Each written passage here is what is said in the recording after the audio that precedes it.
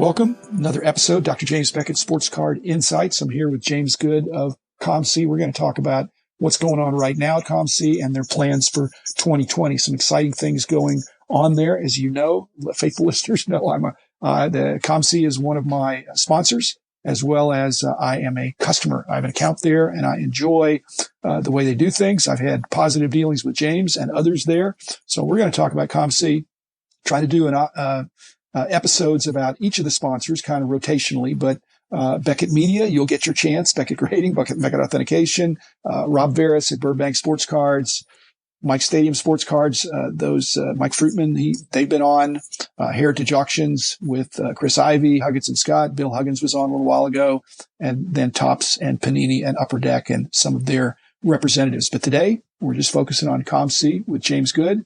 And I'm excited to hear because, as I said, if I hear something good, I can act on it. So a lot of exciting things going.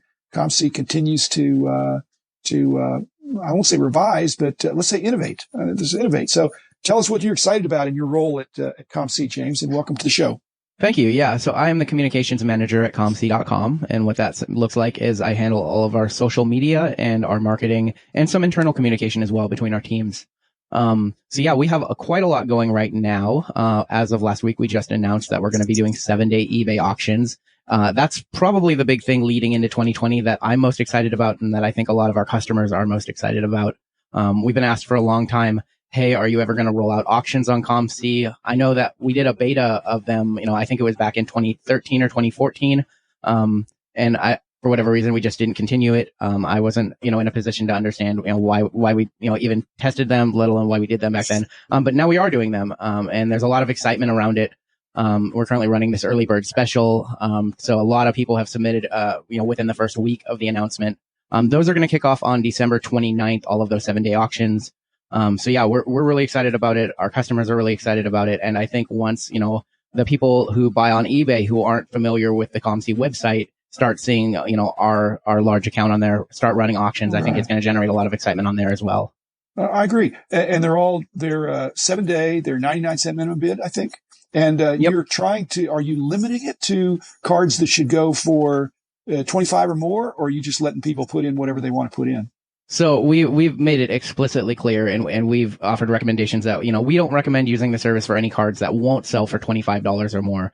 That being said, we're not vetting. As you know, with COMC, we kind of have this policy of, letting our sellers and letting our buyers, do as they please. Our sellers can set an asking price of anything they want for their cards, whether they sell or not, that's on them, and we do our best to, give people, hey, suggested retail pricing and all the data they need to sell the card. But, we like to put that power in. We like to empower our customers. So we aren't vetting what they are submitting to auctions.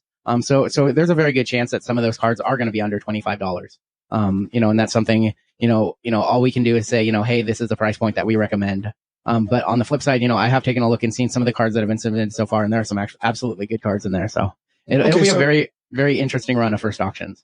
Okay. So you're the communications guy. So if I'm asking you about it, are you recommending that the sweet spot is $100, is $500, or does it even matter just so it's above 25? What do you think this is going to shake out to be that, the higher priced cards? I mean, is it going to be the higher, the better? So, I mean, if you look at the transaction or the fee structure, obviously it's tailored towards you get a better deal the higher your card sells for. That being said, if I'm somebody who has, a ton of $25 and $50 cards and I don't have that much into them, maybe I'm okay with taking, a slightly bigger, fee to sell those cards immediately rather than have them, sit at a buy it now price, and wait for a buyer. So what we really want to do with the auction service, we want, again, to empower people to make their own decisions and based off of what they want to do with their cards. Obviously we are recommending, that $25 price point as, the minimum. Right. But for us, we want to offer a service and we don't want to dictate what comes through the service. So that's why there isn't if you try to submit a $3 card or a $5 card, you can do that. There's nothing that prevents you from doing that. So all we can do is do our best to inform and say, hey, we don't recommend using it for this. But at the end of the day, it's really on our sellers to decide, what they want to do with their cards. Okay. You've given them another thing to think about. I just think from what I've understood that COMC has millions of cards there and a lot of unique cards, but then there's a bunch of cards that are Well, there's a bunch that are just, base common cards that are the many copies. And I'm just wondering do you get involved in, discouraging people if somebody sends in their collection to get it submitted? It's probably not the best place if they're cards that probably are just going to sit there and not sell. But do you counsel them? Do you communicate to them that, hey, you maybe don't want to put all this stuff on eBay, or you don't want to put all this stuff into you don't want to pay it's not the listing fees. It's it's just the 30 cents a card or more. Yep.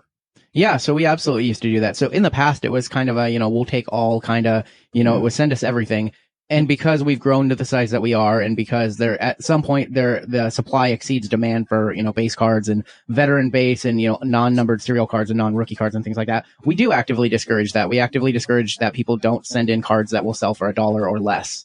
And we want them to have a good experience. We don't want somebody to submit, 300, 90s commons that sell for less than the consignment price of 30 cents and they actively lose money because now they've had a poor experience on our service. Like, we don't want that at all. It costs them money and time. It's time for us to process those cards. So whenever we get a batch in that is, low grade, it's all beat up, 80 stuff, or it's stuff that our team easily recognizes, isn't worth putting on the site.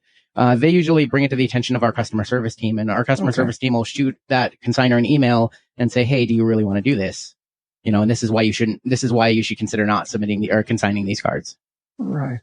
Well, there's, I don't think this is any big disclosure, but I mean, a lot of times I'll pre-screen what I'm going to send in. I don't always do that, but if I've got some cards I'm going to submit to COMC, I'll kind of check and see whether there are any of them, if it's already very, very competitive or if it's wide open. And do most people do that, or most people just kind of think, hey, this is a nice card, I'm going to send it in? So the way when I talk to somebody on social media who's never consigned with us before, usually they say, hey, I have all of these cards. How do I get started? And my top recommendation to them is, if you know the value of your cards, don't send them all at once. Send us a small batch of 50 to 100 of your best cards, so you only have to pay, $30 of upfront, out of pocket. Right. And then once all those better cards sell, now you've accumulated store credit, and now you can use that store credit to send in, the lesser value cards. And so we kind of recommend that new sellers build up kind of a snowball, if you will, into their account. It starts small and rolls downhill until, eventually they have everything submitted that they want. And I think with that experience, that also kind of gatekeeps people to spot checking cards and getting familiar with the system, rather than just sending it in all at once and having it all hit their account at once and then kind of feeling overwhelmed, like, okay, now I have to price out all of these cards. So to ease them into the COMC selling experience, that's really the sweet spot in what we're trying to teach. And that, I think lately, the past year or so, I've really seen new sellers and even older sellers start to do a little bit more homework, start to spot check their cards, kind of like what you're talking about. And really focus on sending in, the more valuable and the more unique cards that we don't have a ton of copies of. So I think that in more recent years, they're doing a much better job. But it's difficult, James. I mean, basically, if you're not an advanced collector or somebody that's been involved for a long time, and somebody just, say you're a kid and your dad or your uncle or your mom gives you some cards, you may not even know what they are. And to look them up in a Beckett price guide, you may not know where to look in the print product. If you go into the online price guide, it's still, you have to know. If you go into COMC and say, well, here's the player, but I don't know what set it is, but at least I know I guess at least they know the card number or something like that. It's hard to identify the card, to know what they have. It would take a long time to look up a big stack of cards. So what do you recommend for that? I would recommend, there is that segment of collectors out there that may have inherited a collection, or, they collected at one point and now they're in their 30s and they're not sure where to look. We do offer some general guidelines, like type in the name of the player and the card number, and that usually gets them in a good spot on COMC to be able to, image match at that point. But I would like to say that I do think with the younger collectors, I do really think that in the world that we live in, with all the information available and how easy it is to access it with smartphones, I think that a lot of the younger collectors, the kids that we see at the National, for example, they know the value of everything. And if they don't know the value of something, they know how to look that up pretty easy. Right. Okay. It's actually incredible. Like I remember as a kid, I had to look it up in price guides. I would have a Beckett or a Tough Stuff or something like that, back then. And so, but there were cards that I didn't know the value of. And I do remember as a kid, I got taken for a ride in a couple of trades. So. Well, try looking up Mickey Mantle 7. and see what you get. Try to look up Michael Jordan 23. You're going to get pages. Got you and there. pages. Yep. But I'm just saying, it's wonderful that the hobby is complex and dynamic, but it also can be perhaps scary for somebody coming in that doesn't have years of experience to know what would be better. But I guess they can get up to speed fast enough. And the fact that you're giving actual images is an excellent way to say, hey, I have that. That's the card I have. Because it's, because I'm holding it in my hand and I'm looking online, and on the COMC website, that's the same thing. Unfortunately, there are parallels that are so similar that sometimes it's hard to know that you have the exact match, but that's just the challenge. That's just the challenge of big data. Tell me about the show. Well, any other plans for 2020 for COMC besides, I think, 2020, I think we really want to set our vision on just improving everything that we offer. We've grown tremendously over the last, 3 or 4 years. And with that has come some growing pains. So I think, we've just launched the auctions feature. And I think, once that kind of hits its stride, I think our goal for 2020 is to just really improve all of our offerings and just make COMC a better service overall for, no matter what you do, if you're a buyer, a seller, a flipper. I think it's just about, looking at where we're at in the hobby, trying to offer what we offer to the best of our ability. And then of course, looking in, the hobby's always changing. So, we could, pivot very quickly if we want to, but for the foreseeable future, I just see us as, just trying to provide a really, really great service for what we offer, once auctions are up and running. Well, I think that's cool. I mean, it's great to have another way for people to, again, when the industry is strong, then liquidity is strong. That means you have cards and you want to get maybe not full value out of it, but you can turn your cards into cash. And COMC is an excellent, it's not the only platform for doing that, but it's an excellent platform for doing that. And as my listeners know, it's something I've enjoyed for, a number of years now. I think it's been 10 years, but not quite 10 years. I think it's been 8 or 9 years. I think I've had an account there, and it's been fun. What was your highlight at the National this year? The National this year, it was a lot of fun. This year was one of the first years that we really focused on our booth design.